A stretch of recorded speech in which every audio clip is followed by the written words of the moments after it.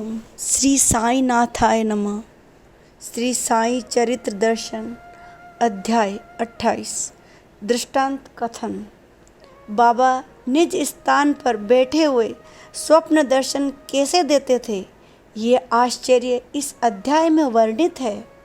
लक्ष्मीचंद नामक ग्रस्त रोली बंधु नामक ग्रीक व्यापारियों की मुंबई की बैंक में मुंशी का काम करते थे। उस समय उन्हें साईं के दर्शन का अवसर कैसे प्राप्त हुआ, इसका वृतांत लेखक ने किया है। अनेक पूर्व जन्मों के संचित पुण्यों का जब उदय होता है तभी संत समागम होता है एवं मोह द्वारा उत्पन्न अंधकार नष्ट होता है।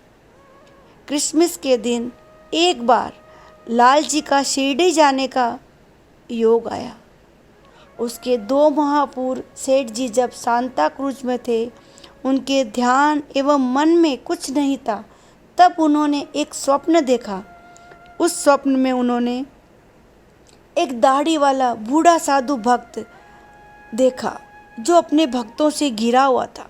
उसके पश्चात दत्तात्रेय विजूर नामक ग्रस्त के साथ लक्ष्मीचंद दासगणु के कीर्तन में गए। दासगणु कीर्तन के समय साईं बाबा का फोटो रखते थे। उसे देखते ही लक्ष्मीचंद की स्वप्न में देखी हुई मूर्ति याद आ गई। वही दाढ़ी, वही आयु, वैसे ही चरण देखकर लक्ष्मीचंद को लगा यही है वे महात्मा। दासगणु का कीर्तन, उस पर तुकाराम जी का व्याख्यान एवं स्वप्न में साधु के दर्शन, इन सब के कारण लाला जी खूब तल्लीन हो गए। उनके मन में ये तीव्र इच्छा जागृत हो गई कि स्वप्न में देखी हुई वह मूर्ति मैं कब देखूंगा, और वह तीव्र इच्छा उनकी जल्द पूरी हुई। लक्ष्मीचंद के मन में स्वप्न में देखे गए साधु के दर्शन की आतुरता बढ़ गई।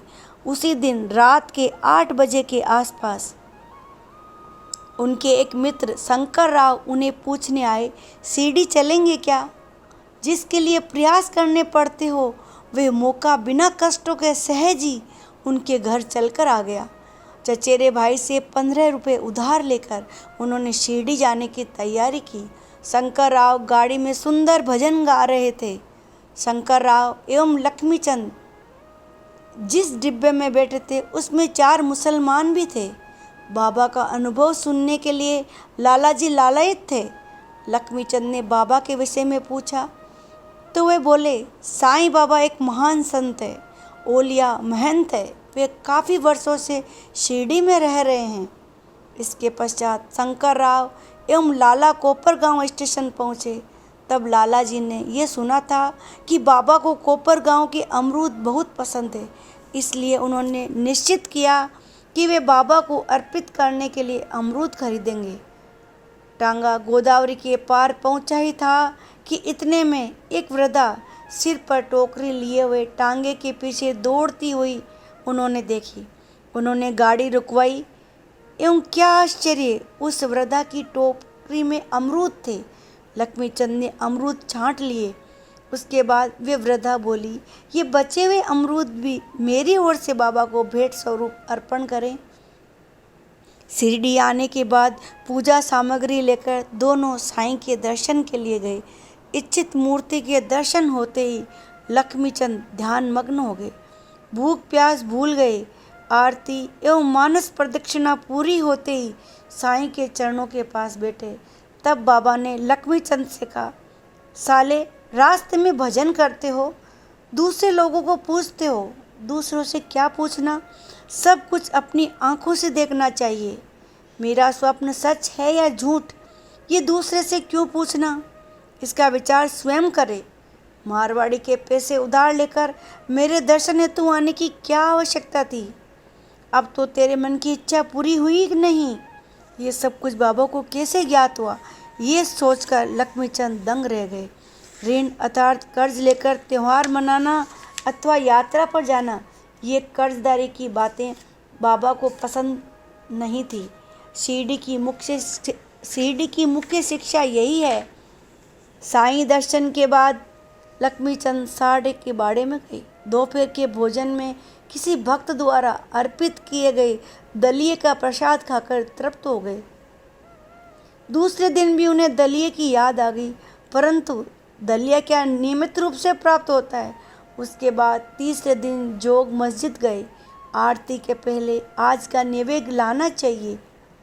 उसके ऐसा पूछते ही बाबा बोले, पहले थाली भरकर दलिया ले आ, बाद में पूजा एवं आरती कर।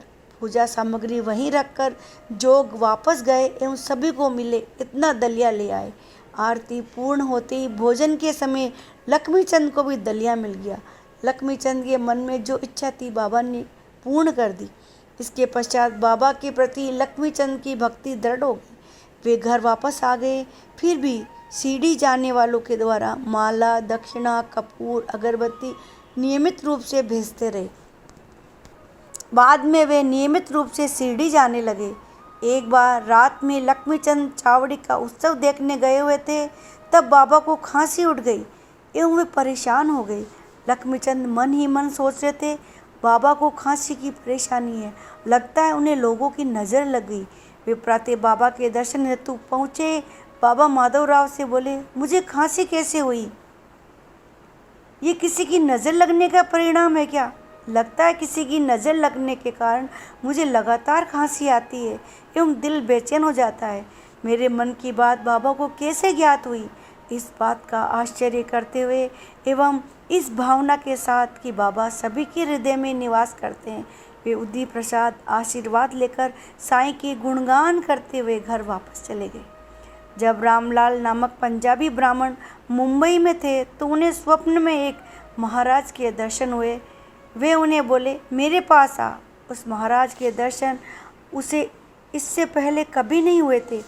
दूसरे दिन रास्ते में गुजरते हुए उन्हें एक दुकान में स्वप्न में दिखे हुए महाराज की फ़ोटो दिखाई पड़ी। दुकानदार ने उन्हें बताया, ये फ़ोटो साईं बाबा का है, वे शिरडी में रहते हैं। उसके पश्चात रामलाल शिरडी चले गए एवं बाबा के निर्वाण तक वहीं रहे। बरहानपुर की एक स्नेहशील स्त्री को बाबा स्वप्न में दिखे। उसने बाबा को कभी नहीं देखा था।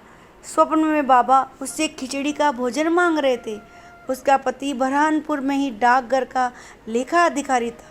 उसका तबादला अकोला हो जाने के कारण पति पत्नी शिरडी गए एवं 14 दिनों तक वहाँ रहे। स्त्री को ध्यान में आया कि साईं ही स्वप्न में दिखाई देने वाले महाराज है। 15 दिन मध्याह्न समय वे स्त्री खिचड़ी का प्रसाद लेकर बाबा को अर्पण करने गई, परंतु पर्दे लगे थे। पर्दे के पीछे बाबा भक्तों के साथ भोजन ग्रहण कर रहे थे, परंतु उस स्त्री को धीरज नहीं था। वे सभा मंडप से होते हुए किसी की परवाह ना करते हुए मस्जिद के ऊपर पहुंच गई एवं स्वयं अपने हाथों से पर्दा सरकाकर खिचड़ी प्रसाद लेकर अंदर चली गई। तभी बाबा ने चमत्कार दिखाया। वे वही खिचड़ी पहले मांगने लगे। उन्होंने उस स्त्री की थाली दोनों हाथों से पकड़ ली। खिचड़ी देखकर उन्हें बहुत आनंद हुआ एवं उन्होंने कोर के बाद कोर मुंह में डाल लिए। बाबा ने पूर्व में ही खिचड़ी दे ये दृष्टांत उस स्त्री को दिया था। ये वृतांत समझते ही सभी को बाबा की अलौकिकता समझ आ गई। एक बार एक गुजराती ब्राह्मण सेवा हेतु शिरडी आया।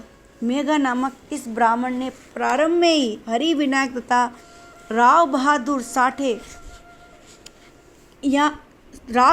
साठे के यहाँ नौकरी की थी। साठे खेड़ा जिले के प्रांत अधिकारी थे। उस समय मेघा उनके लिए अपरिचित था एवं उन्होंने उसे शंकर जी के मंदिर में नित्य पूजा हेतु नौकरी में रखा। इसके पश्चात साठे शिरडी आए एवं वहाँ यात्रियों की भीड़ देखकर यात्रियों के उतरने के लिए ग्रामीणों की मदद से जगह प्राप्त की एवं जिस स्थान पर बाबा सर्वप्रथम प्रकट हुए उस स्थान पर बाड़े का निर्माण किया। मेघा पथभ्रष्ट हो गया था, इसलिए साठे ने उसे गायत्री मंत्र का उपदेश देकर सतमार्ग पर लगाया। मेघा साठे को गुरु मानने लगा। एक बार साठे ने उसे कहा, बाबा को गंगा जल से स्नान कराऊं, ये मेरी दिल से इच्छा है। इसके लिए तुझे शिरडी भेजने वाला हूँ। तो शिरडी जा एवं काया वाचा मन से सद्गुरु के चरण पकड़। मेघा ने उन्हें साईं की जाति के विषय में पूछा। साठे को इस बारे में जानकारी नहीं थी। बाबा मस्जिद में बैठते हैं इसलिए उन्हें मुसलमान कहते हैं। ये सुनकर मेघा के मन में शंका उत्पन्न हुई, मुसलमान को गुरु कैसे माने। अंत में साठे के आग्रह के कारण वे शिरडी गया।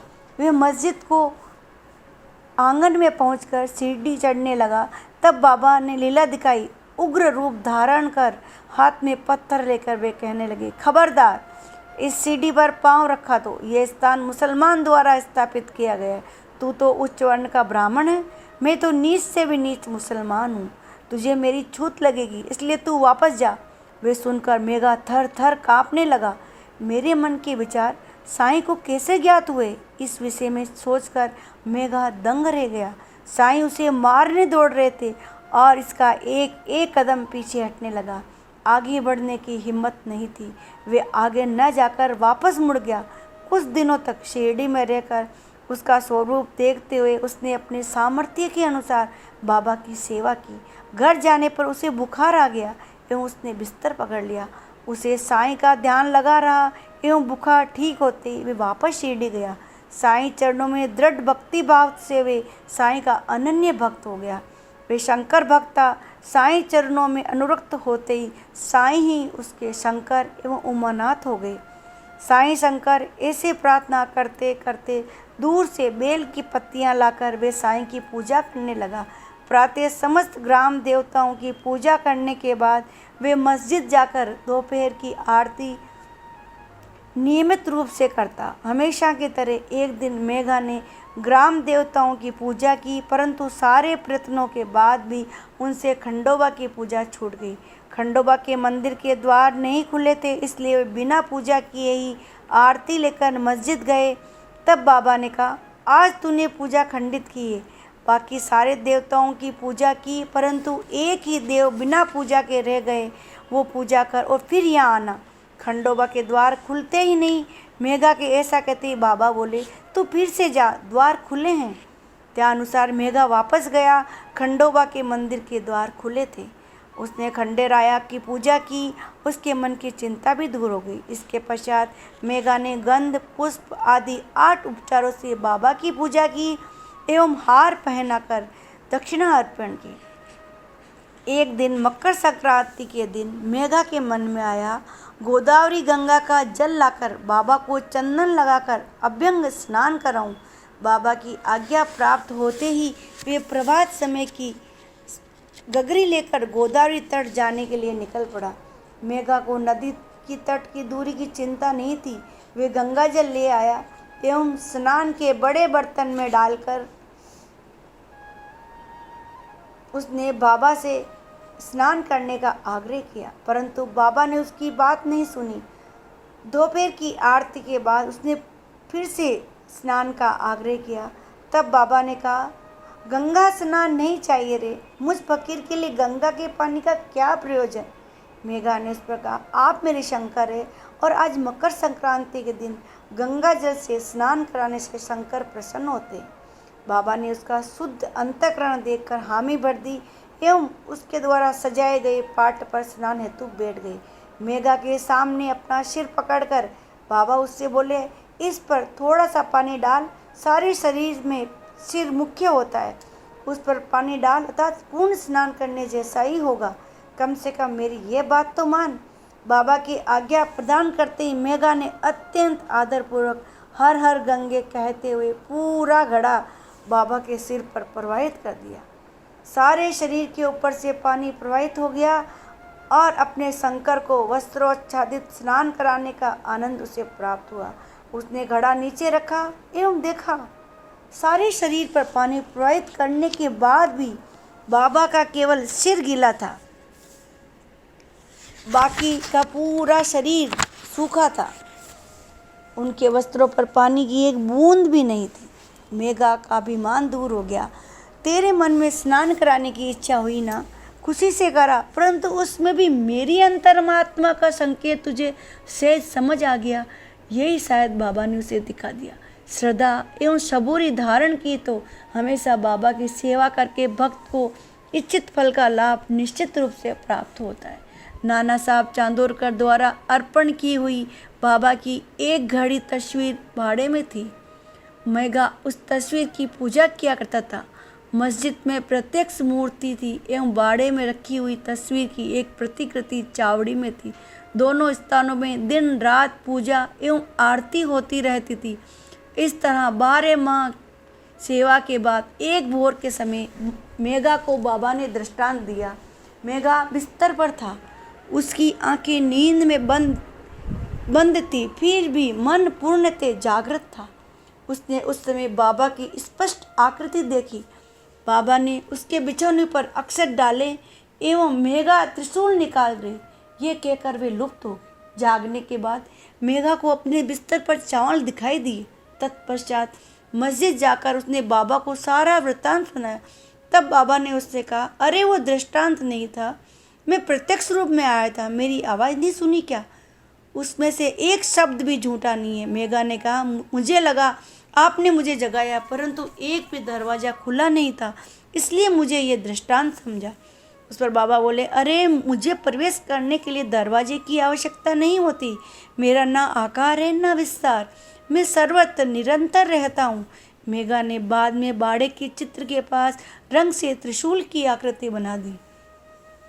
इसके पश्चात पूना से एक रामदास आया, उसने बाबा को एक शिवलिंग अर्पण किया। इतने में मेघा वहाँ आया। बाबा ने वे शिवलिंग उसे दिया एवं कहा, ये ले तेरा शंकर। काका साहब को वही शिवलिंग स्नान के बाद मन की आंखों से दिखाई दिया था और प्रत्येक रूप में उसे देखकर वे चकित रह गए। जय श्री साईनाथ महाराज।